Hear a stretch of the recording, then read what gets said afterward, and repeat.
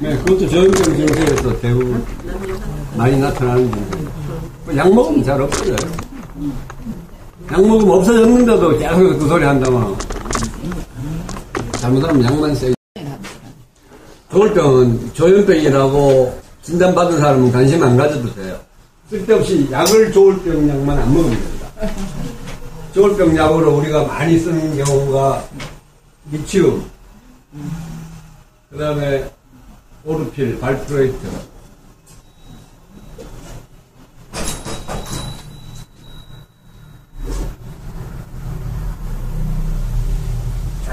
그 다음에 카마제핀. 이게 대표적이라고 보면 되고요. 요새 나오는 신약들이 토파맥스나 또 뭐 네믹탈이나 이런 것들이 자칫하면 심각한 부작용이 와가지고 굳이 저런 거 쓸 이유가 없어요. 과거에 썼던 약들을 가지고도 충분하고. 그런데 이제 조현병에서 이 약을 흔하게 주는 의사 선생님들이 대부분이에요. 조현병임에도 불구하고 병실에서 환자들끼리 싸웠다, 난폭하다 이러면 기본 전조제를 자꾸 줘요. 그게 제가 전문의 따고서 처음 안양영신병원에 갔을 때도 선배 의사들이 보면 조현병이라고 진단을 쭉 내놓고도 처음부터 리치움을 아주 루틴으로 줘요. 환자들이 싸움했다 하면 이걸 자꾸 주는데, 환자들이 싸움할 수도 있죠. 좁은 공간에 젊은 친구들이 자기들끼리 생활을 하다 보면 부대 끼기도 하고 찢고 뻑하는 일도 생기기 마련인데, 싸움했다 하면 이해가 없어요. 그래서 조울병 환자들도 계속해서 저렇게 약을 많이 먹는 환자들이, 심지어는 아까 우리 저기 신생님도 보면 이 안티데프라스가 그렇다 항우울제를 준다는 것도 환자들이 외래 와가지고 취직도 안 되고 내가 나이는 들었고 또 뚜렷하게 하는 일도 없고 그러면 당연히 저절로 우울하다는 얘기 할 수 있어요. 우울하다는 얘기를 하면은 또 항우울제를 줘요. 오히려 정작 진짜로 조울병에서 우울기가 왔을 때 이 항우울제는 굉장히 조심을 해야 되고, 특히 외래에서는 이 항우울제를 잘못 쓰다 보면은 조증으로 변화가 돼가지고 우울증으로 병원에 갔다가 잘못하면 조증이 유발이 돼가지고 병원에 입원하는 수가 있어요. 누구나 정상적인 상황에서 바이오리듬이 누구나 다 있다고 보면요, 사람이 살다 보면 기분이 좀 나을 때도 있고 변할 때도 있다고 보면, 이 조울병이라는 거는 기분이 업되는 정도가 정상을 벗어나 버려요. 내가 이 세상에 제일 이쁜 여자 같고 내가 마음먹은 대로 다 이루어낼 수 있을까? 이 병까지 안 가더라도 조울병 환자가 있는 집안에 어른들을 보면은 조울병이 안 생겼어도 이런 분이 계세요. 어떨 때는 대한민국 돈 혼자 다 벌 것처럼 막 자신만만해가지고 뭐 할 수 있다고 그러려고, 어떨 때는 놈들 딱 만나면 아무 말도 안 하고 풀이 푹 죽어가지고.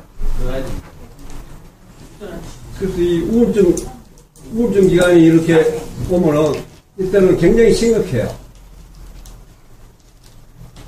이 조울병이 가만히 내버려 두면은 조증은 한 9개월 만에 정상적인 상태로 돌아오는 걸로 되어 있고요. 우울증은 평균 한 12개월이면 정상적인 상태로 돌아오는데, 가만히 내버려 두면 이 조증일 때 사건이 너무나 많이 생겨요. 심지어는 돈도 없는 양반이 은행 대출 일으켜가지고 입사한 사람 도와줘야 된다고 저 빌딩 위에 올라가가지고 막 만원짜리 5만원짜리 막 뿌리는 사람들. 자칫하면은 자동차를 감당할 능력도 없이 외제차를 막 몇 대씩이나 계약해가지고 몇 천만원 몇 억씩 손실고 있는 경우도 있고, 조증도 가만 내버려두면 그러니까 진단이 분간이 어려운 경우를 한다 하더라도 어느 한 의사가 꾸준히 환자를 보다 보면 그건 모를 수가 없어요. 상당히 애매한 경우들이 있습니다. 그래서 정신분열 정동장애라는 진단이 붙은 경우도 있고, 그런 경우도 보면은 조울병은 이 9개월, 12개월 이 주기가 끝나고 나면 이 정상적인 상태의 기간은 사람 따라 다 달라. 1년 만에, 2년 만에 우울증으로 내려오기 전에 이러다가 다시 저쪽으로 오는 경우도 있어요. 다시 저쪽으로 오는 경우도 생깁니다. 그럼 이게 이 주기성이 1년, 2년, 3년 이내에 조증이 반복돼서 나타나면은 한 3년 약을 먹게 해요. 3년 약을 먹게 하면서 3년 동안 재발이 없으면은 약 끊어보는 시도를 할 수 있는 걸로 되어 있고, 또 조울병에서는 젊은 날 1년, 2년, 3년마다 맨날 조증이 오고 재발이 오고 하다가 나이가 들어가면서 한 30%는 저절로 사라져요. 그러니까 30%는 약을 안 먹어도 돼요. 초반인 경우도 한 30%는 약을 안 먹어도, 나중에 약 안 먹어도 재발이 없어요. 그러다 보니까 조증이 심할 때나 우울증이 심할 때 조현병이랑 혼돈이 오는데, 목사님들이 옛날에, 요새는 이제 뭐 기도원에 환자들을 호랑 채워가지고 데리고 있는 기도원이 거의 없어졌습니다만, 제가 81년도에 레전드 할 때만 해도 서울 문제가 더 많았어요. 그럼 목사님들이 정신병 환자들을 모아가지고 바깥에 못 나가게 하고 끌어안고 맨날 기도했더니 좋아져가지고 나중에 약 안 먹어도 괜찮더라. 약 안 먹어도 괜찮더라는 건 조울병에서 30%나 재발이 있기 때문에 그런 거예요. 또 조울병에서 예방약으로 기분조절제로 리튬이나 상아제필, 올필을 먹었다 한다 하더라도 이 주기상이 오면 저 소용도 없어요. 그냥 재발해버려요. 그래서 이 기분조절제라고 알려져 있는 이 약만큼이나 중요한데, 여기에 덧붙여서 일정한 생활습관이 굉장히 중요하다 그래요. 이건 조현병도 아주 중요합니다. 일정한 생활습관을 잘 유지하면은 저 30%에 더 잘 들어가는 걸로 보여요. 항상 12시부터 새벽 5시까지는 잠이 깨이더라도 그냥 누워있는다. 부모님 상을 당해도 너는 12시 되면 들어가서 자라. 대학 다니면서 MT를 가더라도 한 12시 되면 슬그머니 난 약 먹고 자러 가요 하고 슬그머니 사라져가지고 방에 들어가서 약 먹고 자면 돼요. 그렇게 본인 스스로 이 조울병이라는 걸 알고 있는 사람은 일정한 생활습관이 굉장히 중요하다. 그리고 기분조절제를 한 3년 먹어주면은 이 사라질 확률에 들어가는 경우들이 꽤 있어요. 제가 사례연구 5번 그 책에 정신분열도 이겨낸 사람들의 책이 18번입니다. 그 여학생이 고등학교 3학년 때부터 저한테 오기 시작했는데 거의 한 1년 반, 2년마다 조증이 계속 왔었어요. 대학 졸업한 이후에도 왔었어요. 그러다가 시집을 하고서 체대기 날 때는 강아지 핀을 계속 먹었습니다.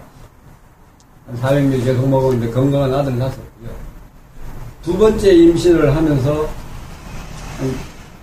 한 7년 동안 재발이 없는데도 제가 약을 끊어보자는 얘기를 못했어요. 제가 아까 3년이면 약을 끊어보는 시도를 하는 게 좋다고 제가 그렇게 말씀을. 못 치니까 안 되고 뭐 맨날 어머니 아버지한테 얹혀있고 나이는 35살 넘어갔고 저절로 기분이 우울합니다. 저 맨날 우울한 채로 살아요. 이런 표현을 하면은 항우울제를 줘요. 그러니까 제가 자꾸 의사 앞에 가서 안 좋다, 우울하다 이런 얘기 하지 말라고 그래요. 얘기 안 하는 게 나아요. 왜냐하면은 항우울제는 그럴 때 써가지고 득 보는 것보다는 조울병 환자들한테 손해만 그 약 때문에 다시 저쪽으로 들어가고 항우울제를 많이 먹으면 저쪽으로 들어가. 정상인들도 이 항우울제를 많이 먹으면 잘못하면 저쪽 기운이 제법 나타나는 사람 제법 있습니다. 그러니까 어떻게 보면은 나에게 주어진 여건이 너무나 당연한데 내가 조현병이 와가지고 병원에 한 10년 다니면서 한 4-5번 병원에 입원도 했고 들락날락 끓였고 약 안 먹으면 재발한다는 거 알고 있고 나이 35 되도록 해놓은 것도 없고 이러다가 장가도 못 가고 어떻게 보면 우울한 게 더 당연하거든요. 그럴 때 쓰는 저 항우울제는 도움이 안 된다는 거예요. 그래서 제가 여기 와서 강의할 때도 우리 저 시인 선생님한테 김종현 씨인가요? 이종찬입니다. 이종찬한테 여보시오 그거 우울한 게 당연한 거 아니에요. 그냥 한 개 뺍시다 이거 다 빼버릴 때 똑같은 거예요. 그죠? 예, 항우울제를 2개, 3개 먹을 때나 그러니까 항우울제는 뭐냐면요 심각한 우울증에 쓰는 약으로 개발된 거예요. 그 심각한 정도가 어느 정도냐면은 가만히 있는데 대화를 못해요. 혼자 눈물을 뚜닥뚜닥 흘려. 왜 그러냐고. 한 마디도 안 해요. 나중에 좋아지고 난 다음에 또 물어보면 그때 오로지 죽을 생각밖에 없었대요. 그러니까 말 안 하는데 심지어는 아무것도 안 마시고 밥도 안 먹고 물도 안 마시니까 나중에 대학병원 입원해가지고 L튜브 꽂아가지고 식사를 공급하기도 하고 글로 약도 주기도 하고 이랬는데 야, 그때 왜 아무것도 안 먹었냐 그랬더니 오로지 죽어야겠다는 생각만 있어서 대답도 안 했고 물도 안 마셔야 죽는다는 생각이 들어서 아무것도 안 먹어요. 그럴 정도로 심각하게 와요. 그럴 때 필요한 약이 이 항우울제예요. 그렇게 심각할 때 쓰는 약이 항우울제인데 저게 우울성 신경증, 디프레시브 뉴로시스라 그래가지고 이 신경증은 우울, 불안, 강박을 다 달고 다닙니다. 다 어느 게 주로 더 많이 나타나의 차이점일 뿐이지 같은 병이라고 보시면 돼요. 그러니까 내가 너무 걱정이 많다, 밤에 잠을 못 잔다 이러면 두근두근 거린다. 이거 다 노이로제의 일종이라고 봤을 때도 저 항우울제가 좀 도움이 된다는 것 때문에 의사들이 막 한마디 했다 하면 다 줘버려요. 그런데 실제로 이 항우울제에 이 세로토닌을 올리는 성분, 이 항우울제는 주로 이제 조현병에서 설명할 때 보면요, 신경 전달 물질이 세로토닌하고 노에피네프린입니다. 이 두 가지가 이 신경 전달 물질이 불필요하게 많으면 조증이 오고 이 모자라면 우울증이에요. 그런데 이걸 내가 다소 좀 우울하다 해가지고 이걸 자꾸 먹는다 해서 아무런 득이 안 돼요. 자, 우리 이정찬 씨 경험이 있으니까 한번 생각을 해보자. 지금 상태나 내가 항우울제를 상당 기간 먹었잖아요. 오랫동안 먹을 때나 사실 요새 내가 약부장도 없어지고 내가 할 일도 찾고 시도 쓰고 그림도 그리고 어디 가서 일할 공유도 하고 항우울제 먹을 때보다 안 먹을 때가 훨씬 더 나았죠. 먹을 때는 약을 많이 먹고 하니까 약을 많이 먹는다는 생각이 들고 하니까 그 자체로 우울한데 몸이 무겁고 붓고 하는데 약을 줄이니까 좀 힘들었는데 버텨내니까 실제로 이제 항우울제가 진짜로 심각한 우울증이 있을 때 쓰는 약으로 개발된 약이기 때문에 우리가 보통 그러니까 노이로제 정도의 우울성 신경증 정도의 우울한 기분. 내가 이번 지난달에 봉급 안 주더니 이번 19일날 준다 그래가지고 오늘까지 기다렸는데 오늘 돈 안 줘요. 이제 큰일 났어요. 빨리 이제 일자리 찾아가지고 5일부터 어디 가야 되는데 어디 5일날 어디 일자리를 내가 못 구했다고 칩시다. 와, 내가 밤에 잠이 잘 오면 되긴 한 놈. 저절로 우울할 거예요. 그렇게 할 때 내가 항우울제 먹어가지고 무슨 도움이 되겠냐 이거예요. 사업을 하시던 분이 내가 돈을 3억을 못 가면 4월 말일자로 부도가 난다. 막막해. 그동안에 끌었을 거 다 끌어다 썼어요. 이제 뭐 좀 챙겨가지고 동원을 가야 되나 별 희한한 공유를 다 하고 있는데 그럴 경우에 항우울제를 먹는다고 해서 뭐 해결이 됩니까? 근데 병원에 가면 이제 우울하다 그러면 자꾸 항우울제를 찾고 주는데 여러분들이 이 항우울제 복용을 즐겨할 이유가 없어요. 근데 우리가 처음에 이 SSRI나 SNRI가 개발되면서 이 프로작이라는 약이 개발되면서 이 프로작이라는 약이 타임즈의 커브스토리까지 기분 좋아지는 약효가 탁 실렸습니다. 내가 우울한 상황에 처해져 있는데 기분 좋아지는 약을 먹는다고 기분 좋아지겠습니까? 진짜 기분 좋아진다면 이 저쪽으로 들어가지고 환자가 돼버려요.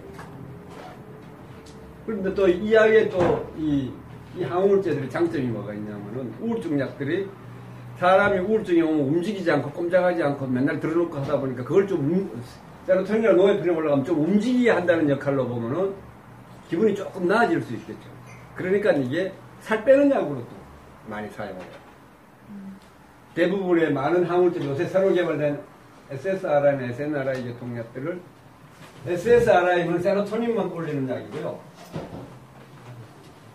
SNRI는 세로토닌하고 노에피네프린을 같이 올리는 약이에요. 이런 약들이 다 살 빠지는 약으로도 근데 큰 효과는 없다 한다 하더라도 살 빠지는 약들이 실제로 약물로 해가지고 이루어진다는 게 쉽지가 않죠. 또 우리가 ADHD 때 쓰는 그 메칠페니데이트 같은 것도 원래 정신 자극제다 보니까 옛날에 우울증 약으로도 제법 썼습니다. 그래서 그것도 도파민을 올리는 이 신경 전달 물질을 올리는 성분 쪽으로 보고 있기 때문에 그게 또 심해지면은 조현병이 발병하고 망상증이 나타나고 한청이 나타나고 그런 것들이 나타나요. 그래서 이 신경 전달 물질을 갖다가 증가시키는 이런 약들이 활동을 더 증가시킨다는 의미에서 살 빠지는 약으로도 이제 둔갑을 하는데 그 메칠페니데이트 같은 거, 콘서타 이런 것들이 살 빠지는 약으로도 사용이 돼요. 그런데 많이 먹으면 결국은 이런 신경 전달 물질이 과하게 증가가 돼가지고 조증이 오거나 망상이나 환청까지 올 수 있기 때문에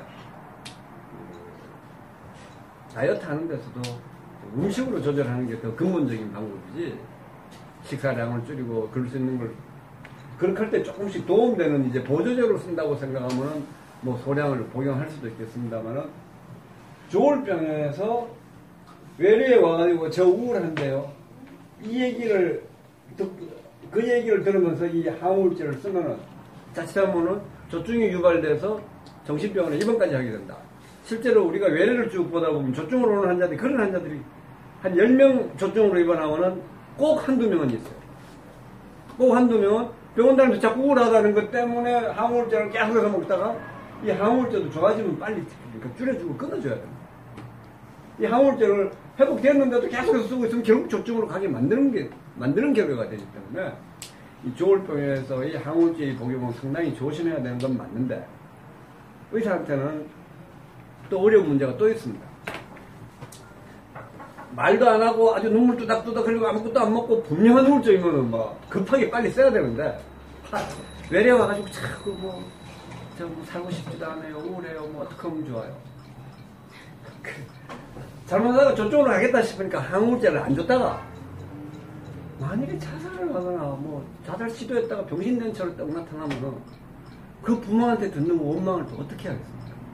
이 굉장히 그러니까 어려운 문제점이 처해요. 그러니까 의사는 방어적인 진료를 하기 쉽습니다. 저는 웬만해서는 이 조울병 환자들이 외래에 와가지고 자꾸 우울하다 그러면 웬만하면 그 말만 할 줄 알아도 저는 약 안 줘요. 근데 항상 한쪽 편으로는 두려운 마음이 있어요. 저러다 진짜 와가지고 자살해가지고 죽어버리면 저 부모가 나보고 뭐라 그러겠나. 그 항상 두려운 거예요. 그런데도 저는 외래에서 이 조울병 환자들한테 항우울제를 처방낸 적이 거의 없어요. 아마 손가락이 꼽을 정도로 밖에 안 돼요. 그래서 이 심각한 우울증이 올 때가 아니면 실제로는 이 조울병 환자들한테 항우울제를 쓸 때는 입원시켜놓고 쓰는 게 더 맞아요. 그러니까 외래에 왔을 때 살기 싫다, 뭐 아이고 살고 싶은 마음도 없어요, 뭐 하는 일도 없고요. 왜 병원에 입원시켜달라고 그 소리는 나보고 차트에다가 입원을 권유했다고 쓰라고 그러는 소리요. 정신과 의사한테 와서 죽고 싶다는데 거기다가 입원을 권유했다고 안 쓰면 나중에 법정 소송 들어오면 무슨 일 생기면 의사가 이건 걸려요. 내가 당신한테 입원 권유하라고 이렇게 씁니다. 입원할래요? 아유 그렇다고 입원은 왜 해요? 씌고서 갑니다. 진짜 우울증은 그러니까 이 항우울제가 필요한 정도의 진짜 우울증은 씌고서 가면서 제가 그렇다고 입원을 왜 해요? 이런 대답 못해요. 말도 못해요. 오로지 눈물만 흘리고 심지어는 물도 안 마신다고 그래요. 그럴 정도로 심각한 우울증일 때 사용하는 약으로 개발된 건데 그 약들이 기전이 이런 세로토닌이나 노에프린을 증가시키면 활동이 조금 늘어나니까 살 빠지는 데도 도움이 될 거다. 그래서 살 빠지는 약으로 이용하는 게 프로작이나 콘서타, 이거는 페니드 콘서타, 이거는 메칠펜데이트라 그래가지고 ADHD에 사용하는 거예요. 그것도 항우울제로 또 사용을 합니다. 그런 정신 자극제들을 갖다가 사용을 하게 되는데, 그래서 이 조울병에서 오늘은 뭐 조울병 환자가 한 분도 없는 것 같아요. 왜냐하면 이 조울병은 나중에 저절로 다 좋아져가지고 다 사라져요. 그러니까 오늘 여기도 한 명도 없잖아요. 그러니까 이 조울병에서 우울증에 심각하게 쓰는 이 항우울제를 조현병 환자가 함부로 복용할 약이 아니다. 불필요한 약을 장복하면은 결국은 내가 집중력이나 아니면은 여자 같으면은 시집가서 임신하는 사람 전부 다 방해적인 요소로 작용할 뿐이지 득되는 데 도움될 그러니까 득될 일이 없다. 그래서 조울병은 한 3년 지나가면은 약을 끊을 수 있고, 조현병인데 기분조절제나 항우울제를 함부로 장복하는 사람들은 하나하나씩 빼보고 도움이 안 된다면은 다 끊어가면은 약이 단순화되고, 약이 단순화되면은 조현병 환자들도 시집가고 아들 딸 낳고 사는데 거의 지장이 없는 상태로 들어갈 수 있다. 그러니까 내가 조현병인데 기분조절제를 장복하거나 항우울제를 장복하는 사람은 약을 하나하나씩 빼볼 필요가 있다. 그 정도로 이해하시면 됩니다. 제가 이런 약을 많이 쓰면 안 된다는 이런 동영상이 나가고 이러니까 전국에서 뿐만 아니라 외국에서도 막 이렇게 연락이 오고 그래요. 왜냐하면 병원 가면 의사들이 워낙 약을 뭐 한마디 하면 자꾸 점점 더 늘어나니까. 그러니까 그렇게 복용해가지고는 오히려 더 일상적인 생활하는데 더 지장을 받을 가능성이 더 많아지기 때문에. 이쪽 편으로 들어오세요. 이쪽 편으로 들어오시면 돼요. 예. 아까 그 프린트물 주세요. 누가 약 먹는 분이 계세요? 그 약 이름을 알고 계세요? 네? 약 이름 알고 계세요? 약 오늘 받아왔는 분입니다. 예. 됐습니다. 그런 정도는 나중에 얘기하죠. 그래서 이 조현병과 조울병의 진단을 분명히 하려 하는 의사를 만나야 합니다. 제가 카페를 쭉 운영하다 보니까 어떤 회원이 뭐라 그랬냐면은 조울병하고 조울병하고 그 분간해서 뭐 하는데 그냥 약 주는 대로 다 먹으면 되죠. 심지어 전문의가 분간할 필요 없다는 사람이에요. 그런 사람들한테 다니는 환자들은 굉장히 불행해요. 왜냐하면 분간할 필요도 없으니까 약을 여러 가지를 짬뽕으로 주는 수밖에 없는 거예요.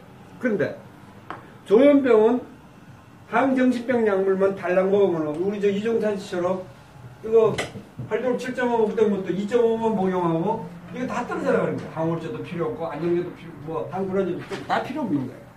저렇게 약이 단순화돼야 나중에 처녀 같으면 임신도 할 수 있고 또 남자들의 경우에도 약이 저렇게 달랑 먹으면요 그거 까짓거 뭐 아무것도 아니에요. 본인도 자신감이 생겨요. 약을 막 하루에 10개씩 20개씩 먹어놓으면요 이건 완전히 내가 약물에 노예가 된 것 같고 실제로 자기 삶도 맨날 잠만 자요. 잠만 자고 먹고 자고 하다가 비만이 오지 않으면 다행이에요. 대부분 여자들은 막 90% 남자들은 100kg 이상도 막 보통 나타나요.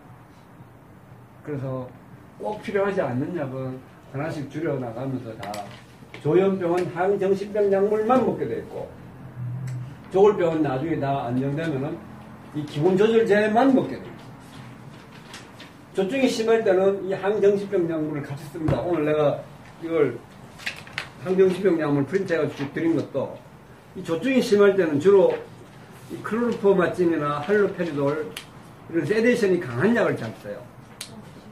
그 다음에 솔리안이나 쿠에타핀 이런 약들은 진정작용이 강하니까 조증일 때 잠을 안 자고 설치고 하니까 일단 무조건 잠을 푹 자게 해줘야 돼요. 그래서 진정작용이 강한 그 클로르포마틴 할로페리돌이 주사제가 있으니까 할로페리돌도 잘 주고 그 다음에 아미살 그 솔리안이라는 약도 잘 주고 쿠에타핀도 잘 주고 그런 약들이 비교적 잘 깔아지게 돼요. 잠을 푹 자게 해요. 그래서 조증일 때 그 약을 같이 쓰게 한다 이렇게 이해하시면 돼요. 그러니까 아무튼 조울병이 좋아지고 나면은 항정신병 약물을 끊고 기본조절제만 복용하는 게 원칙이다. 근데 이 조울병이라는 진단을 가지고 분명한 조증 경험이 있고 이런데도 좋아졌는데도 이것만 쓰는 게 아니라 막 클로자핀이고 뭐 할로페리돌이고 미스펜이고 저런 걸 막 잔뜩 먹어가지고 지연성 운동까지 와가지고 지연성 운동장애까지 와가지고 이 팔다리 쓰는데 뭔가 제한적인 것까지 나타나는 사람들이 있어요. 제가 카페를 운영하다 보니까 그런 사람들이 이제 와요. 그럼 약을 다 끊어놓는데 그 중에 한 반 정도는 지연성 운동장애가 없어지지 않으면은 평생 신체 장애인처럼 살아요. 그럴 경우는 심지어는 이제 정신과 의사가 소송의 대상도 될 수 있습니다. 이 조현병이냐 조울병이냐 분간하는 시도를 해봤느냐. 그래서 조울병이 확실하다고 진단이 내려졌으면 항정신병 약은 끊어야 한다. 기본조절제만 먹는 게 원칙이다. 또 조현병일 경우에 다소 감정의 기복이 있거나 상대방이랑 잘 다툼이 잦거나 집에서 부모한테 툭하면 감정 기복을 보였거나 한다고 해서 진단이 조현병인데 기본조절제를 장복할 이유가 없다. 불필요한 약을 여러 가지를 자꾸 먹게 되면은 여자들의 경우에는 결국 시집 가가지고 임신하고 태아를 낳는데 지장만 있을 뿐이다. 남자들도 여러 가지 약을 갖다가 불필요하게 먹게 되면은 자존감 상실에 대한 게 기여할 뿐이지 도움될 일이 아무것도 없다. 이제 이 정도 이해하시면 되겠습니다. 아마 여기 오시고 저한테 쭉 진료를 받으시는 분들은 약을 저렇게 짬뽕으로 먹는 경우는 거의 없어요. 제가 할 수 없어가지고 기분 조절제하고 항정치병 약물을 같이 주는 경우에 보면은 이제 정신분열 정동장애라고 진단을 갖다가 붙인 경우 그런 경우도 그렇게 흔한 건 아니다 이렇게 이해하시면 돼요. 오늘 제가 쭉 설명드린 거에 대해서 뭐 궁금증이 있거나 물어보고 싶은 거 있으신 분 질문 있으면 질문 받겠습니다. 예. 이거가 네. 전에 선생님 해줬을 때 로나센 하라고 예. 클로자핀 200 예. 클로자핀 200하고 로나센 하라고. 예. 그럼 디아제핀 예. 디아제팜 10 예. 벤드트로핀 1 예. 그래 처방을 예. 지금도 이렇게 먹어요? 내려와가지고 예. 그래 한 2주 정도 하다가 집에서 안 나가가지고 예. 뭐 계속 그래 상당히 오래 하다가 이제 한 6월달인가 올 6월달인가 리스펜으로 바꿔봤거든요. 어떤 걸 리스펜으로? 그 로나센을 로나센을 뭐로 리스펜 얼마로 바꿔? 2? 리스펜 4 리스펜 4는 좀 많은데. 예. 그래 지금 먹고 있는 게 중간에 기복이 좀 있어가지고 네, 그러니까 이걸로 바꿨더니 어떤 차이점이 있어요? 지금 뭐, 그 얼굴이 딱 굳어가 있었는데 예. 그게 굉장히 이제 한층이 좀 덜 했죠. 그래서 리스펜을 이제 클로자핀을 할 때 클로자핀을 300을 했거든요. 300. 지금 현재 먹는 게 어떤데? 클로자핀. 지금 클로자핀 300에 예. 여기 리스펜 4. 리스펜 3. 3요? 예. 그래서 3 먹으니까 지금이 더 나아요? 그 나머지 벤조톨핀은 빼고. 아, 저런 건 별로 중요하지 네. 않고요. 이걸 이렇게 먹으니까 더 나아요? 예. 어떤 점이 더 나아요? 그게 이제 멍하게 있다는 것 자체는 얼굴 그 표정이 경직이 되어 있거든요. 아니, 지금 그렇다는 거예요? 지금은 조금 나아졌어요. 그 경직이 될 때는 클로자핀 200에 리스펜 3. 근데 클로자핀만 조금 줄여봤거든요. 클로자핀은 보니까 250 이하를 못 내겠어요. 아니, 그거는 체력의 상태를 찾는 거고요. 현재 먹는 게 300하고 3이에요? 예. 300하고 3이라면은 이게 용량이 약했다고 봐야죠, 뭐. 클로자핀 200에서 300으로 올라갔고, 리스펜 3 같으면 한 로나센 한 10, 12 정도로 봐야 되거든요. 예. 그러니까 약을 더 올려서 좀 더 나았다고 생각하면은, 태어날 때 먹었던 이 용량이 약이 약했다고 봐야죠. 지금 더 나았다면, 약을 올려서 더 나았다면. 예. 그렇다고 해서 점점 더 올리면 이제 또 더 힘들어질 수도 있고. 예. 그러니까 들리거나 잔여 한청이나 이런 게 신경 덜 쓴다는 게 약을 올려가지고 잠을 9시간 자던 사람이 잠을 12시간 자게 만들어놨다. 그러면은 확실히 컴플레인이 덜 하겠죠. 그런 거의 차이라면 별 의미가 없어요. 안 그렇겠습니까? 예. 이게 클로자핀 200을 먹을 때도 9시간, 10시간 잤는데 300으로 올렸더니 막 12시간 이상도 잔다. 그러면 그만큼 컴플레인 덜 할 거 아닙니까? 그래서 한청 얘기하는 게 덜해졌다. 이렇게 얘기한다는 건 좀 안 맞죠. 근데 그게 이제 그러니까 그거는 상황을 보고서 체질의 상태를 찾아야 돼요. 더군다나 이제 클로자핀 이게 200, 300이 넘어가면은 일상적인 생활이 어려워지기 때문에 로나센이나 리스펜이나 또 인베가나 이런 약들을 갖다가 첨가해서 이제 깔아지는 부작용을 덜 오게 하려고 그걸 같이 주는 거거든요. 근데 지금 깔아지는 부작용이 덜 오게 하려고 지금 리스펜 3을 주는 거예요. 그럼 저게 리스펜 3이 아니라 5하고 5, 7, 8로도 올려본 사람들이 있어요. 그러면서 클로자핀이 더 줄어들면 훨씬 덜 할 수도 있죠. 그 체질의 상태를 찾는 수밖에 없어요. 그 리스펜 7까지 올렸어요. 7까지 올린 적이 있습니다. 그래서 어떤 상태가 더 체질의 상태인가를 보시고 희종 씨 같은 경우에 보면은 그때 서울서 왔다 이제 처음에 태어나가지고 막 무조건 매를 붙여가지고 아버지 따라다니고 하던 것이 한 달쯤 있잖아요. 네, 그런 식으로 무조건 따라다니게 해야 돼요. 약은 이제 쓰다가 보면 어느 정도 상태가 제일 최적의 상태라는 건 저절로 가족들이 느껴지고요.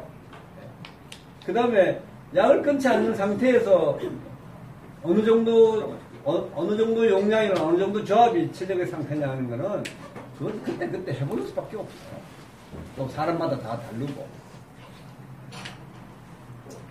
네, 그거는 약 용량 관계의 문제는 또 잠을 너무 많이 잔다면 그것도 이제 생각해 볼 부분이 많다고 생각하면 됩니다. 오늘 뭐 조울병하고 조현병의 차이점을 얘기하려고 그랬는데 이제 조울병에 해당하는 사람이 이제 없으니까 뭐 크게 중요하게는 안 느껴지는데 조울병이 있다면은 또 특히 하나 더 조심해야 될 거는 커피, 콜라, 홍차를 마시게 해서는 카페인 갖다 마시게 해서는 안 된다 그러고 제가 칼럼에다 글을 써놨는데 그게 이 신경 전달 물질 조증일 때 이 노에프린을 증가시키는 이거하고 밀접한 관계가 있기 때문에 우리가 갑자기 놀래거나 그러면 심장이 갑자기 두근두근거리거나 이럴 때 우리 몸의 방어 기제로 나오는 게 카테콜라민의 이 노에프린입니다. 에피네프린하고 노에프린 이 계통이 이게 불필요하게 많이 증가되면은 두근두근거리고 밤에 잠도 안 오고 이게 우울증일 때는 떨어져 있고 이게 조증일 때는 세로토닌처럼 올라가 있는 걸로 그렇게 설명을 하고 있어요. 그래서 대개 이 조증 상태로 밤에 잠 안 자고 돌아다니고 막 설치고 이런 사람들 보면 커피를 심지어는 막 10잔, 20잔 엄청 마시고 들어와요. 그러니까 조증이 더 심해져 버려요. 그래서 이 카페인 성분을 조울병 환자는 평생 안 하고 사는 게 낫다. 제가 병원에 입원하면 병실서부터 아유 뭐 커피 콜라는 평생 안 하고 사는 걸로 해라 하고 그냥. 조현병 환자들은 뭐 그것도 이제 좋을 건 없다고까지 얘기를 해요. 그게 도파민을 뭐 올리는데 기여할 수 있다 이런 설명도 하고 이러기 때문에 그렇다고 해가지고 그런데 영향력을 미칠 정도의 커피가 아니기 때문에 특히 저 클로자핀을 200, 300 먹는 사람들은 제가 아침 점심 때 꼭 커피 한 잔씩 마시라고 해요. 너무 깔아지기 때문에. 지금 민석이 커피 마셔요? 마셔요. 커피 좀 마시게 해. 잠좀 들자.